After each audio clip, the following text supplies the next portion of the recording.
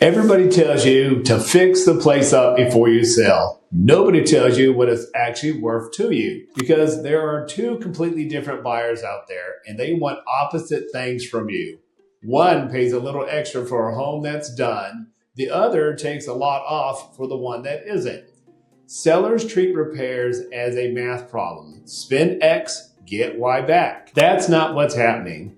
When you decide whether to fix things, you're choosing your buyer. The trouble starts when you try to be both. You do half the work, price it like it's finished, and then move-in ready crowd walks away because it isn't done.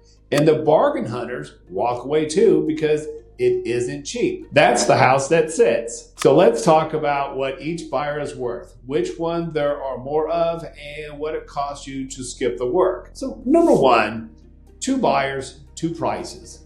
This isn't a theory. Zillow analyzed more than 2 million homes listed in 2025 against more than 600 phrases people use in listing descriptions. Then compared what each home actually sold for against what it should have sold for. Homes described as turnkey sold for about 2.9% more than expected.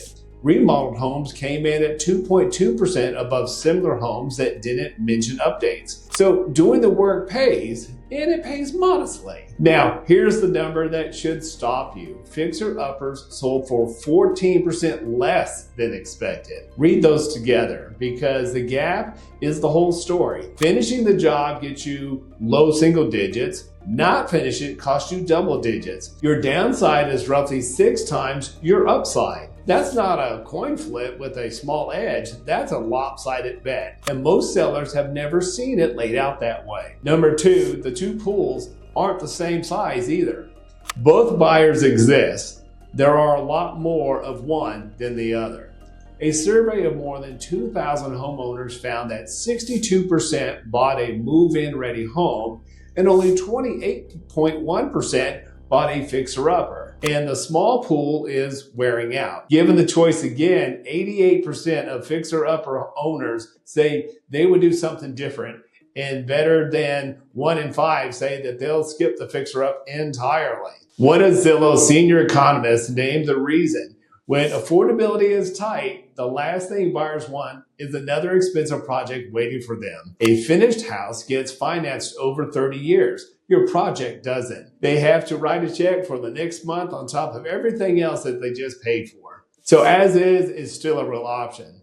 It's just put you in front of a smaller, thinner crowd, and now you know what that crowd charges. And number three, the repair you skip doesn't disappear. It moves. You don't get to skip the repair. You only get to decide when you pay for it and who sets the price. Skip it before you list, and it shows up on the inspection report, and now you're discussing it with somebody who has your house under contract and knows you want to close.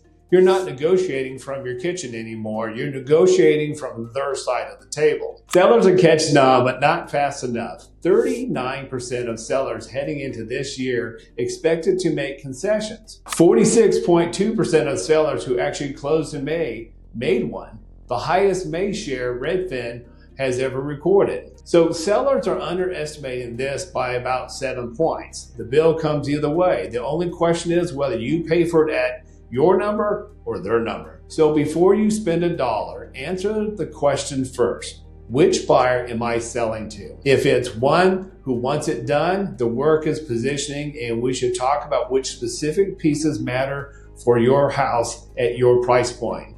Not everything. If it's the one who wants a project, that's fine. But when we price it that way from day one and then market it to the people actually shopping for the project, what doesn't work is landing it in the middle.